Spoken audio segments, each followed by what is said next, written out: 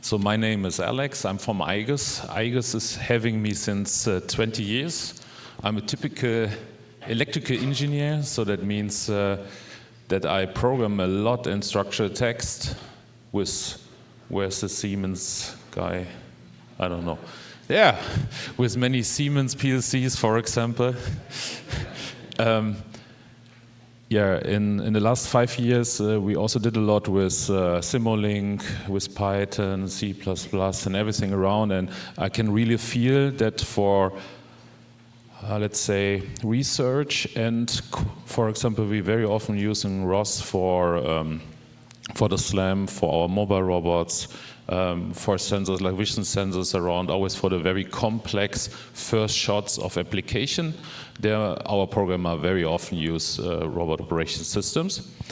I started 20 years ago. I started with our own robot, and it doesn't work very well. Over 3 years, we didn't solve everything, only problems, and I thought about there have to be a move in another direction, and we started with our own automation. So we automate every year, in the last 2 years, more than 1,500 applications, from palletizing to sprue picking to whatever is needed in a production plant. We have 5,000 employees in Cologne, 3.5 hours away from here, and 1,000 molding machines, a lot of drilling machines, a typical mid-sized company, I want to say. Okay, I was asked to say something from my point of view, where our customers are using ROS, and what we are doing with low-cost robots. And I want to start with this, I want to say, very creepy. I think it's pretty clear that the whole world is made by humans, for humans. Every desk is in this size. This thing is in this size, I have to have fingers, I have to have a hand. So it's pretty clear, and I'm sure that there will be humanoids everywhere, perhaps also in this room. So it will be also in the room of my both sons, but therefore there's not only a hand problem, there are many, many problems. Problems like safety, especially for the engineers, it's a high problem in the end. We have problems of the vision systems, we have problems of the height of the cobot arms, so there have to be a lifter inside, which is going up and down. And in the end, where a robot is, you normally don't want to have a human beside. That's also a problem, because the human can be the failure. So there are a lot of problems, even much more than there are really, there's really something that we solved. But it's running. So this is our Iggy Rob, our humanoid, and he is on wheels, yeah, because otherwise I get a lot of go into jail cards from our safety engineers, yeah. And as you can recognize, it's doing nothing. It's just driving from A to B. And we're looking since over 1 year for application for humanoids with our own ones. For sure with Figure, for sure with Unitree. We also have, I think, more than 10 other humanoids from Chinese manufacturers in Cologne, but till today we didn't find any real application for the humanoids, and that's also the truth.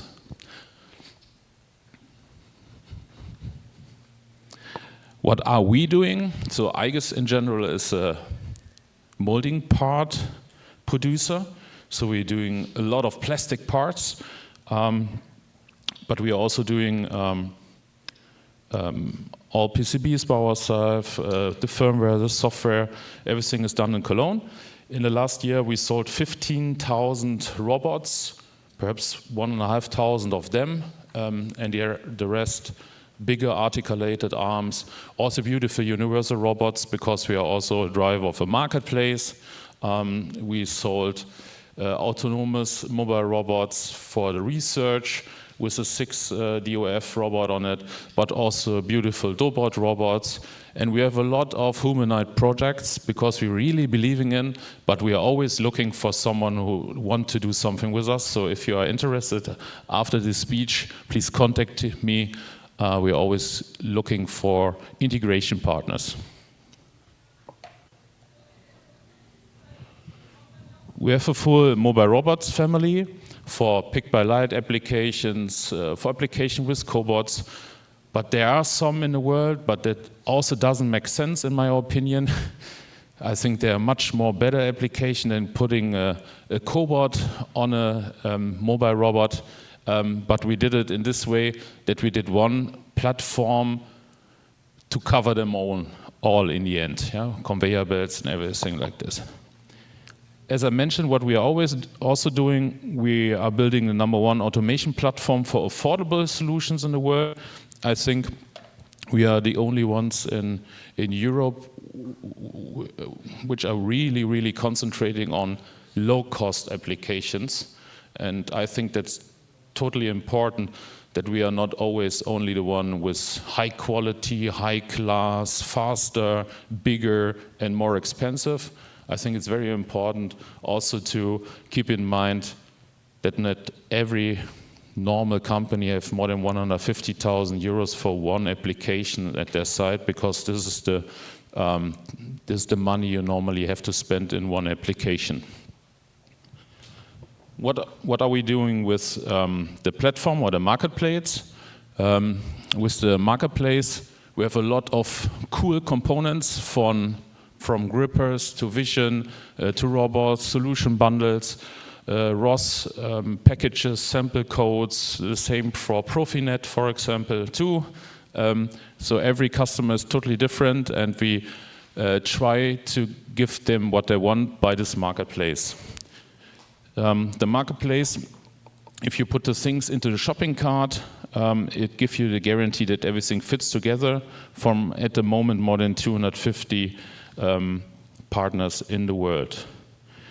If you go on the marketplace, you can find at the moment more than 1,000 applications and more than 1,000 products. Always with live price, that you know if you have a big car in front of you or a small car in front of you. And if you put the parts into the shopping cart, the app in the back is proving if everything fits together. So for example, to this small articulated arm, only the grippers which really fits together, and this is also some discussion we had before, fits together in this case means that it's ready to use after that. So you have a software implementation inside that the TCP is directly going to the right side. You have for sure also the hardware stuff inside, but it's ready to program or ready to use. If we speak in ROS, ideas about doing something, you normally know that you have to program everything by yourself because you want that in this case. Perhaps interesting too for you is there are more than 1,000 applications online. So if you go there to the search button, you can also put in ROS, for example, and then you can see a lot of applications where ROS is used, if you're interested in. So before the speech, I make a search in our customer relation in Salesforce, customer relation management system, and I get as numbers out of it that we had less than 5% customers of our robot customers who are looking for Simulink, ROS, Python, and what did I additionally look for? I think that's it.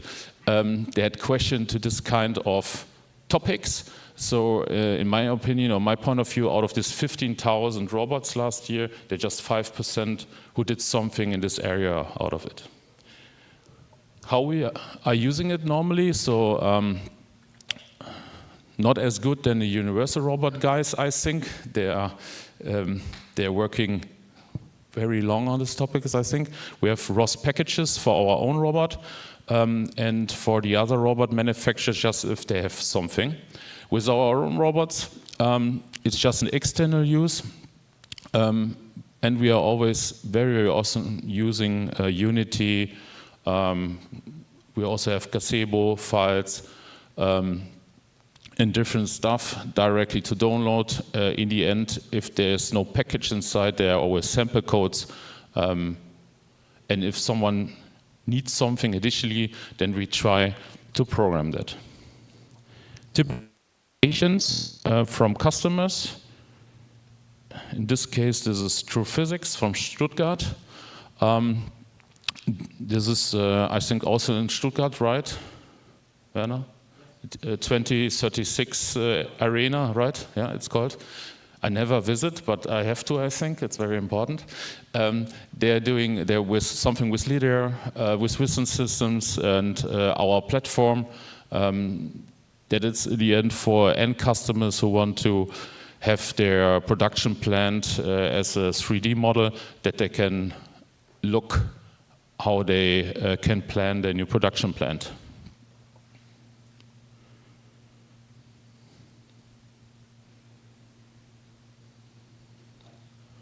Yeah, what we always have packages for ROS and ROS-II. We try to fulfill every need in every direction. Normally, for our own robots, we have to do it by our own, for sure. So for the Rebel Cobot, this robot, for a small arm air for research, for all our platforms, and for sure for the Iggy Rob. So last marketing thing. We're looking for ROS-II development and for partners for this new humanoid, where we put the arm air at the bottom, 2 arms, our arms, but there can be also universal robot arms inside, or Farinos, Dobots, whatever is needed. There's a touch display and very important two-space access in the middle to lift the things up and down. What are typical applications? Very, very often from universities, agriculture, but we also had, I think last year, 300 SCARA robots for tomato picking in the Netherlands, so not always just for university education or research demands, but very, very often, from my point of view, always if there are many different manipulators, so a mobile platform, a 6 DOF cobot, many sensors, vision systems, but always also just the first shot, so that are normally not products that are sold 100 times out into the world. Many Apple harvesting machines. I think this is a big problem because we need the hands who are doing that, and nobody wants in Germany or in Europe. So that's a big exercise, I think.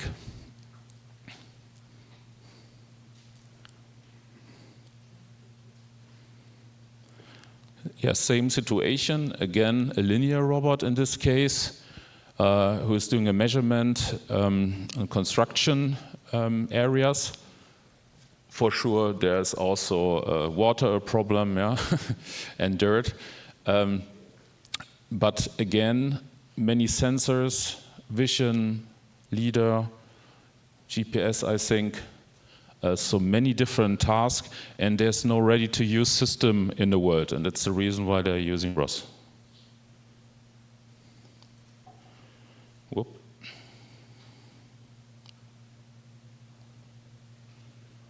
Typical application 2.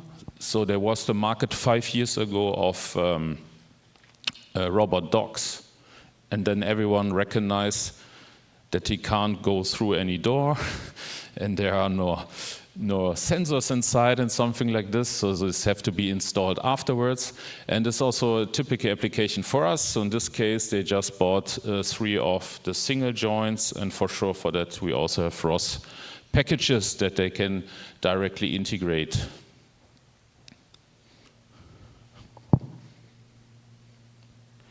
Yeah, one application again, agriculture. This is a teleoperating system of picking or harvesting vegetables. So in this case, they're using, it's also just a prototype, yeah. So it's a research phase. They're using the robot to pick and place vegetables. the same situation. So first shot or first phase of a new company, a new idea, no ready-to-use controllers, no ready-to-use software, many sensors, environmental problems that have to be solved. So I think this is the direction where ROS is always going to, that they get a very fast, rough, ready-to-use version. That's it from my side. Thanks a lot. Thanks for having me. If there are any questions, don't ask something to ROS. I can explain very well how to program any industrial stuff. Any question, please ask. Thanks.